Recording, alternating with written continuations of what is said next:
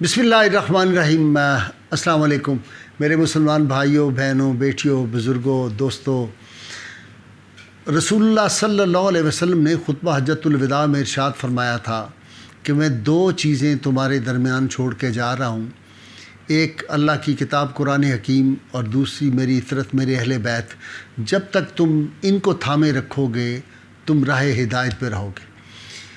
رحمت کونین صلی اللہ علیہ وسلم کا دوسرا ارشاد گرامی یہی تھا کہ اپنی اولاد کو تین باتوں کی تعلیم دو: میری محبت، میرے اہل بیت کی محبت اور قرآن کی تعلیم ان کو دو۔ آج ہم رحمت کونین صلی اللہ علیہ وسلم کی آل پاک کی ایک عظیم ہستی کا ذکر پاک کرنے کی سعادت حاصل کر رہے ہیں۔ میری مراد امام رضا علیہ السلام ہے۔ امام رضا کی سخاوت کا یہ عالم تھا کہ آپ اپنی ظاہری حیات میں تو آپ کی سخاوت کے دریا بہتے تھے، بلکہ کلزم سخاوت آپ کی ذات تھی، لیکن آج بھی آپ کے مزار پن انوار سے جو انکم ہوتی ہے مشہد مبارک کے مزار پاک سے، حرم سے، آپ حیران ہوں گے کہ ہمیشہ ایران کی موجودہ حکومت جو ہے وہ اس کی مقروض رہتی ہے۔ اتنا زیادہ لوگ وہاں پہ جو ہے وہ جا کے نذرانے جو ہے وہ پیش کرتے ہیں، اور آج بھی ان کا لنگر جو ہے وہ جاری ہے، اور روز لکھوکھا لوگ جو ہیں وہاں پہ ان کو روز اعلیٰ سے اعلیٰ جو کھانا 3 ٹائم مہیا ہوتا ہے ان کے لنگر پاک سے۔ حضرت امام رضا علیہ السلام کی اتنی کرامات ہیں کہ اس پہ والیوم لکھے جا سکتے ہیں۔ میں آج بہت دلچسپ ایک بات کا آپ سے ذکر کروں گا۔ جس دور میں ہم گزر رہے ہیں اس میں انفارچونیٹلی آپ نے دیکھا کئی لوگ ہم نے دیکھے ہیں، کوئی لوہار ہے، کوئی کمہار ہے، کوئی چھوٹی ذاتوں کے ہے، اور وہ یہ دیکھے کہ سادات کی لوگ بڑی عزت کرتے ہیں تو وہ اپنے آپ کو سید لکھنا شروع کر دیتے ہیں، آپ کے نام کے ساتھ القابات لگانا شروع کر دیتے ہیں۔ تو مجھے یاد آیا، بہت دلچسپ واقعہ ہے، زینب کذاب کا ایک واقعہ۔ ایک خاتون تھی زینب، اس نے لوگوں سے کہنا شروع کر دیا کہ میں سادات سے ہوں، آل فاطمہ میں سے ہوں، اور یہ بات جو تھی وہ امام رضا علیہ السلام تک پہنچی، اور جب آپ کا اس کا سامنا ہوا تو اس نے کہا میں آل سادات میں سید زادی ہوں۔ تو آپ نے فرمایا تم سید زادی نہیں ہو۔ اس نے کہا اگر میں سید زادی نہیں تو تم بھی سید زادے نہیں۔ آپ نے وہاں لوگوں کو حکم فرمایا کہ بادشاہ کے محل میں ایک انہوں نے چڑیا گھر بادشاہ نے اس وقت بنایا ہوا تھا اپنے گھر کے ساتھ، مامون نے۔ آپ نے فرمایا کہ اس کو بھی پکڑ کے لے چلو اور میں بھی وہاں پہ آتا ہوں، ابھی اس چیز کا فیصلہ کر دیتے ہیں۔ آپ نے اس عورت نے کہا کہ جی آپ نے فرمایا، سیدنا امام رضا علیہ السلام نے فرمایا کہ اس کو جا کے شیروں کے آگے ڈال دو، پتہ چل جائے گا، چونکہ جو اہل بیت اطہار جو سچے سید ہوتے ہیں ان کو کبھی جو درندے ہیں وہ کبھی ان کو نقصان نہیں پہنچا سکتے، بلکہ ان کے پاؤں کو وہ بوسے دیتے ہیں۔ اس عورت کو بھی لوگوں نے پکڑ لیا، امام صاحب وہاں تشریف لے گئے، آپ نے کہا اس کو ڈالو شیروں کے آگے۔ اس نے کہا پہلے آپ چلیں شیروں کے سامنے، میں بعد میں جاؤں گی۔ امام صاحب نے بسم اللہ پڑھی اور آپ اندر چلے گئے شیروں کے پنجرے میں۔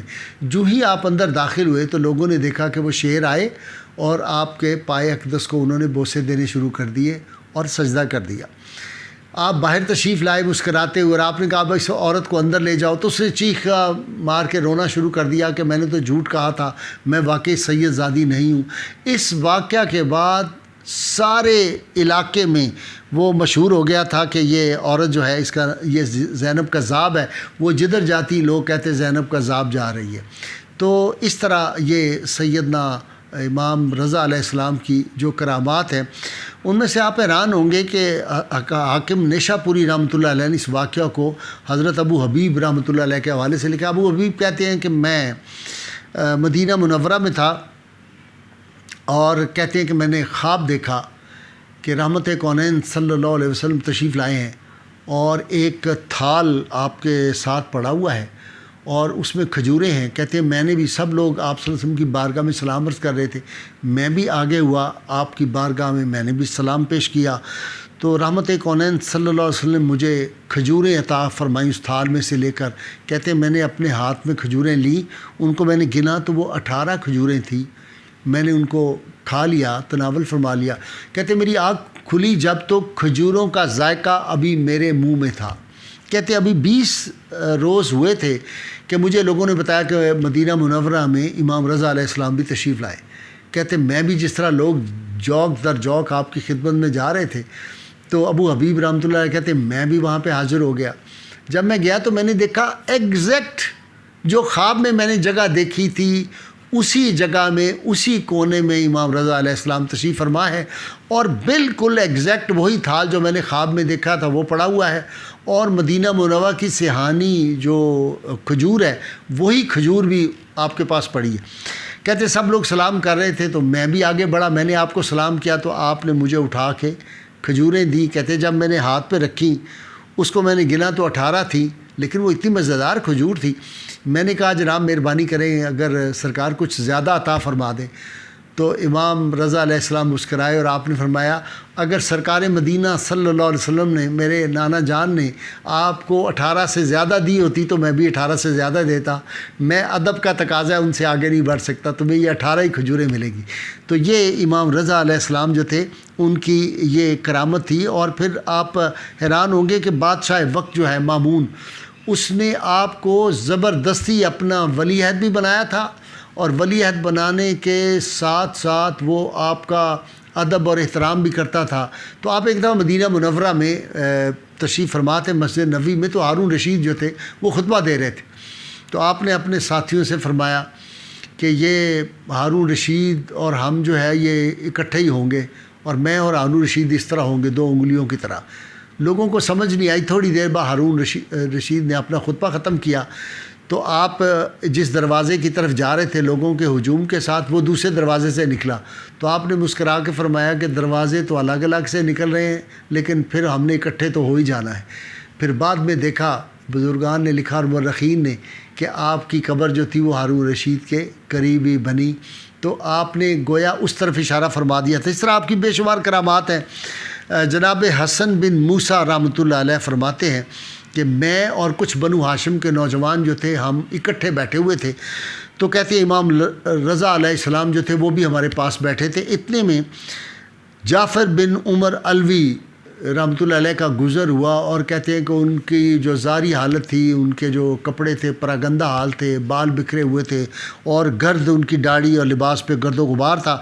تو کہتے ہیں ہمارے ساتھ جو نوجوان تھے انہوں نے بڑا مذاق کے انداز میں ان کی طرف دیکھا کہ یہ کیا لباس پہنا ہوا ہے اور کیا گرد آلود چہرہ ان کا۔ تو امام رضا علیہ السلام نے دیکھ کے فرمایا کہ تم ابھی تو اس کی ظاہری حالت جو ہے اس پہ تم مذاق کر رہے ہو، اس کو اس طرح دیکھ رہے ہو حقارت سے، ایک وقت آنے والا ہے تم دیکھو گے تم بھی اس کی تعظیم کرو گے اور اس کے آگے پیچھے خدام ہوں گے۔ وہ کہتے ہیں کہ ابھی 1 ماہ نہ گزرا تھا کہ جعفر بن عمر علوی کو مدینہ منورہ کا جو تھا وہ والی مقرر کر دیا گیا، اور کہتے ہیں کہ ہم اتفاق سے اسی جگہ بیٹھے تھے تو دیکھا کہ وہ جب گزرے ہیں تو ہم بھی احترام میں کھڑے ہو گئے، لوگ بھی احترام میں کھڑے ہو گئے، اور ان کے آگے پیچھے خدام چل رہے تھے۔ تو یہ جو ہستیاں ہوتی ہیں نا، اللہ تعالیٰ کے فضل و کرم سے ان کی نگاہ جو ہے وہ لوح محفوظ پہ ہوتی ہے۔ اور آپ کو ایک اور جو اعزاز حاصل تھا امام رضا علیہ السلام کو، وہ یہ تھا کہ جو آدمی آپ کی خدمت میں آتا وہ جس زبان میں آپ سے بات کرتا آپ اسی زبان میں اس کو جواب دیتے تھے۔ یعنی دنیا بھر کی جو زبانیں تھیں ان پہ بھی آپ کو عبور حاصل تھا، ہر زبان میں جس زبان میں کوئی سوال کرے۔ اور آپ کا ایک اعزاز جو ہے وہ میں یہاں بیان کروں، لوگ امام احمد بن حنبل رحمۃ اللہ علیہ کا بہت ذکر ہوتا ہے، اور یقیناً وہ بہت بڑے امام تھے، اور یہ بھی آپ کے شاگردوں میں سے آپ سے جن لوگوں نے فیض حاصل کیا ہے ان لوگوں میں امام مالک جیسی ہستیاں ہیں، ان لوگوں میں سے اتنے بڑے لوگ جو ہیں ان کے جنہوں نے ان سے حاصل کیا ہے، علوم کے سرچشمے سے حاصل کیا، انہوں نے اکتساب فیض کیا، ان میں امام بخاری رحمۃ اللہ، امام مسلم کے جو ہیں وہ اساتذہ بھی ان میں شامل ہیں۔